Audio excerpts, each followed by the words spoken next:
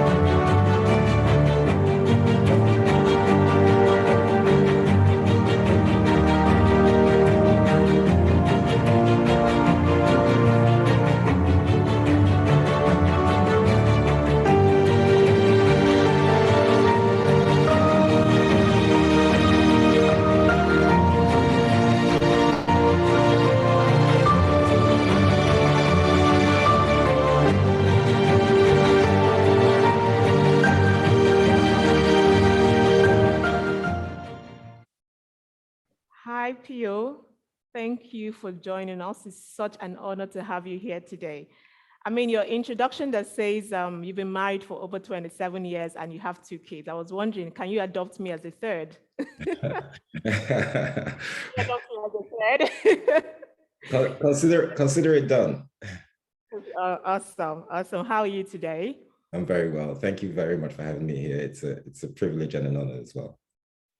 Awesome. So you can go ahead. We would be sharing your slides, so you can go ahead with the keynote presentation. Thanks.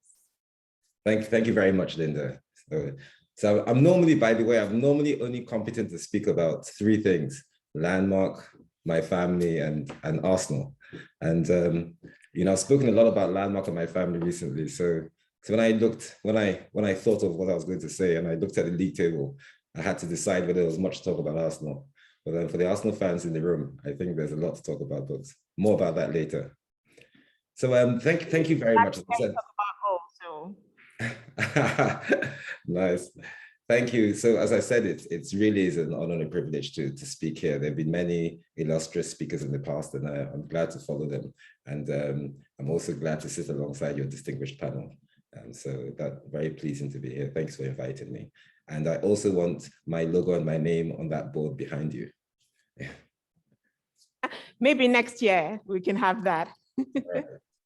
Anyway, so here, over the next 18 to 20 minutes, I'm here to talk about doing business in Nigeria.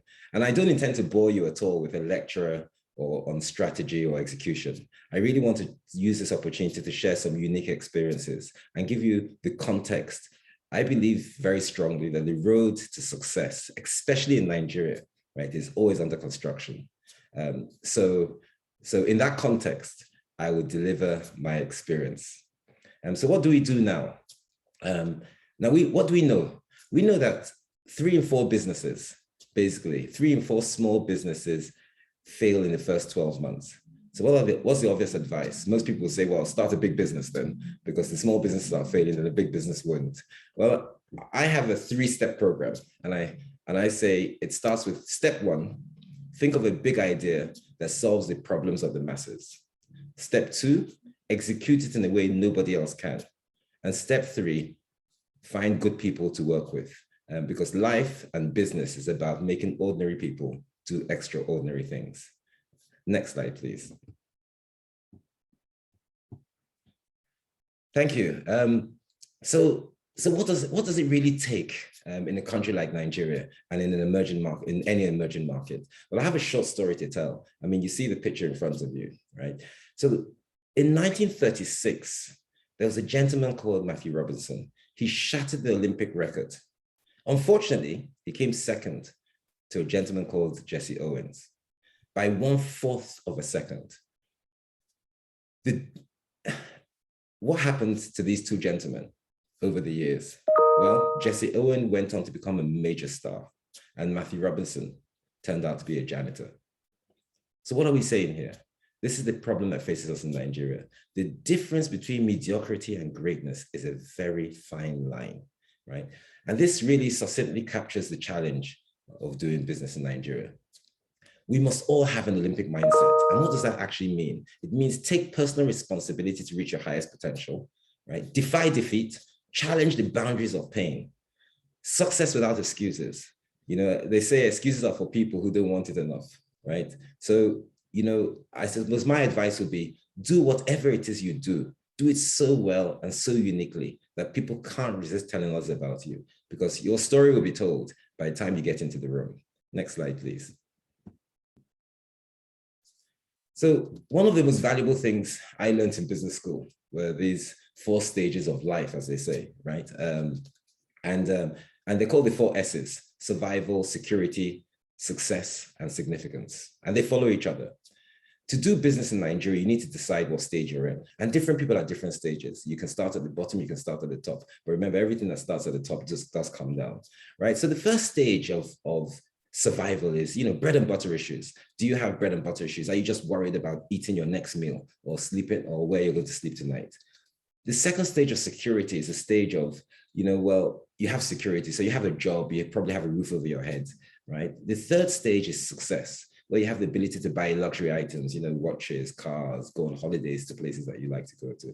And then the last stage is the impact stage. That's the stage of greater good, right? So my advice here is figure out where you are, right? And ensure that you will climb from stage to stage. Learn what it takes, understand what is needed, and then do whatever is required. You have everything in life if you just help others achieve what they want, and then you run through those stages. Slide 4, please.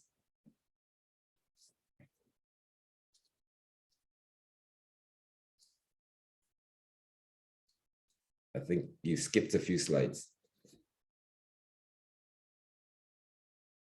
It's the Dare to Dream slide.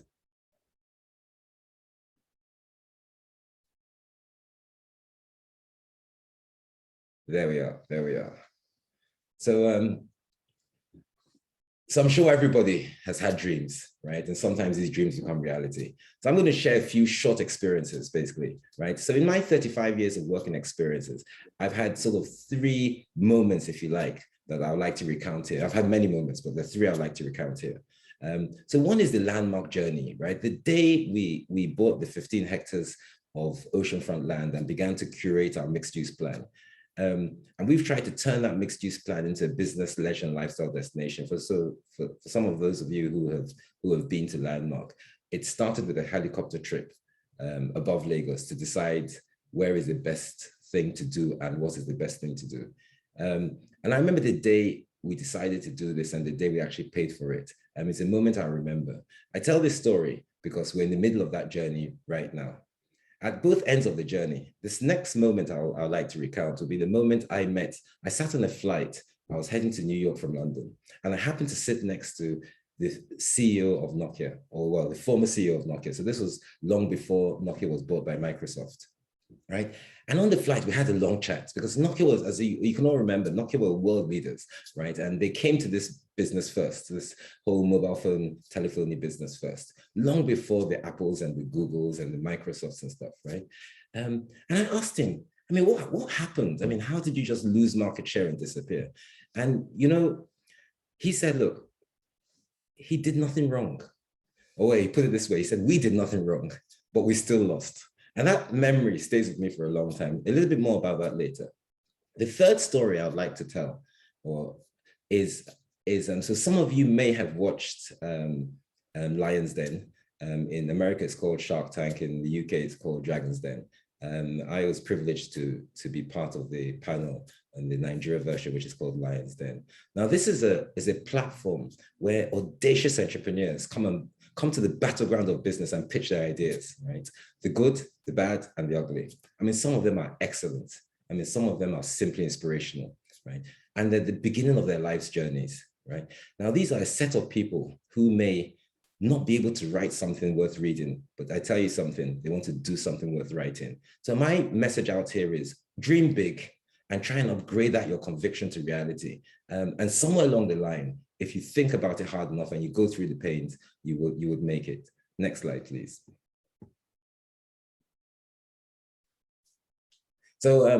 So we all know the challenges of doing business in Nigeria, and I suppose that's why we're here, and that's why conferences like this actually exist. And so we know on our rule of thumb, the infrastructure, the rule of law, finance. I'm sure if this was a live conference, I'll see people nodding, right? These challenges are here to stay. Nobody has said Nigeria is easy. It is not easy, and we often say that all the easy things have actually been done, right? So you can either let these challenges define who you are, you can let them destroy you, or you can let them strengthen you. And someone once said to me, you don't send a blind man to become an eyewitness, right? Well, the price of greatness is basically responsibility. It's to take responsibility for overlooking some of the challenges and seeking out the opportunities in those challenges, right? And different things work in different places. The shark and the lion are both professional hunters, but the shark is useless out of water and the lion will be useless in water, but they're extremely competent when they're in their zones, right? And I think this is the conundrum that faces people, is that one thing that works in one place doesn't mean it will work in another place. So you have to adapt whatever strategy you have to the location you're in and to the challenges that society has. So think outside the box, and the things that are easy are virtually a greater enemy of progress than even the things that are hard. So challenges will exist, but we must make sure we live to fight another day. I think you have to be relentless in solving problems. And one of my colleagues that was working with me on these slides said to me, there are only two reasons why people smile when they're walking away from a crisis. One is that they already have a solution, and the second is they found someone else to blame. Whatever you do, don't be the second one. Right? Next slide, please. So my next few slides, are basically some nuggets that reflect my experience to focus on some of these opportunities I've been talking about and not necessarily the challenges, right? So in order to solve a problem, I think you've got to think of the 3 Ps, right? And the 3 Ps are people, profit, and planet, right? You have to generate ideas that solve the problems of the masses, right? And if you did that, if your problem solved the people problem, the profit problem, and the planet problem, you're down to do one of 3 things. You either create global impact or national impact, as the case may be. You will change the game in some arena or some industry of your choice, and you will create generational wealth, right? But remember, business is a journey, right? So you've got to dream big, but remember, you've also got to execute. People who say basically it can't be done should stop interrupting those who are actually already doing it. So surround yourself with good people, surround yourself with positive people, work in a positive environment, and try to expand your boundaries to achieve the best. Next slide, please. So your business needs to be scalable, right? And what do we mean by scalable? Growth, it needs to be, it can be replicated, it can expand, it can adapt, right? Nigeria is growing and so is the world, right? So businesses must grow. You must look at the generations, the people, and figure out how does your business continue to grow to adapt to the changes that are happening in the world, right? I put a little quote here and it says, if you can't do great things, then try to do very small things in an absolutely great way. So scalability is so important. Next slide, please. Sustainability, equally as important, by the way. Businesses must be sustainable too. The world is changing. Nigeria is changing.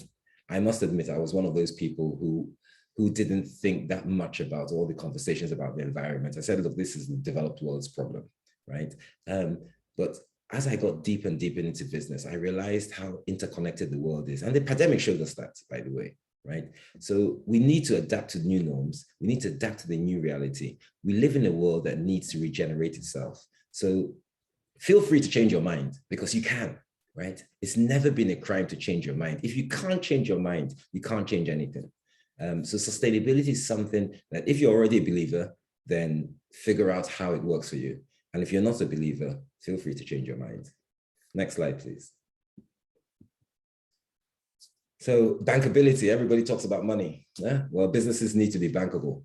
Rule 1 of doing business in Nigeria, do not sell what you will not buy yourself, right? That helps you to ensure that whatever it is you're selling is sellable, right? So remember, not everything that been counted actually does count. Do not sell what you will not buy. If you're going to receive funds from third parties, friends, family, angels, or fools, as the case may be, right? To start your business, just remember that you're going to be in the corporate zone at some point when the business is growing, and you're going to now try to receive funds from third parties like banks, financial institutions, organizations, countries. So always set your business in a way that other people look at it and say, you know what, I wish I was part of this. Next slide, please. So excellence is one of my favorite topics, and I think the people who work with me understand I talk about it a lot. I've already spoken about the Olympic mindset, but excellence basically is a choice, right? It's a deliberate act. If you really want to be excellent, right, then you have to be deliberate about it. Excellence is a currency in Nigeria, and if you're excellent, believe me, whatever it is you do, whether the services that you're providing or goods, they will sell. Next slide, please. Creativity. So be innovative, right? Find ways to create something out of nothing. The only way to predict the future is to help create it. So you've got to think outside the box, defy conventional wisdom, do the sorts of things that most people wouldn't even see, let alone understand, right? And then try to make them sort of valuable to a mass market. So innovation and creativity is extremely important. Next slide, please. So this is one of my favorite topics as well, passion, right? If you're not passionate about your business, then you're in the wrong business. You've got to do something that sets your soul on fire, right? If money was no object, if money was not what you were looking for and impact was not what you were looking for, what would you actually do, right? So that's the sort of thing you've got to concentrate on, because businesses have issues, internal issues, external issues, the ones you can control, the ones you can't control. But you need the commitment to start, and without commitment, you'll never start. But you know what? Without consistency, you will never finish. Next slide, please. So be principled. We say, good old-fashioned principles of, hard work, fairness, integrity, decency. I mean, they still work in Nigeria. Some people forget, but if you're fair, if you're honest, if you have integrity, if you show decency, if you buy what you would sell yourself or sell what you would buy yourself, if you treat other people the way you would like to be treated, I tell you, your starting place is a lot further forward than other people, right? And someone said to me that integrity and character enters a room long before you enter, and it announces you, right? So by the time you're there, you can have a decent conversation, and it stays in the room long after you've left, right? So it's very important. Remember, you can lose your integrity in one moment, but it takes a lifetime to build it. It's just so important to keep those good old-fashioned principles. I repeat, hard work, fairness, integrity, decency, honesty. Be a good person. There are lots of opportunity in Nigeria and virtually no competition. So it actually works. Next slide, please. So this is the one I tell my children, right? Hard work eats talent for breakfast every day of the week. Yes. People may have more talent than you, but there's no excuse for anybody working harder than you. So, I like the quote, and those people who have been to my office know that this is one of the quotes on the wall behind me, right? If you want something you have never had, you must be prepared to do something you've never done. So when you get up in the morning, ask yourself, what are you prepared to do to get what you haven't had? Next slide, please.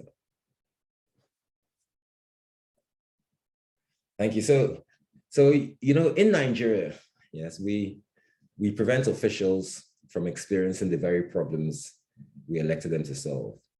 We prevent the bosses of businesses experiencing the problems that their staff go through. Leaders have outriders to avoid traffic, big jeeps to avoid bad roads, guards to avoid security, protocol to jump the queues, right? But you know what? If you don't face a problem, you can't solve it.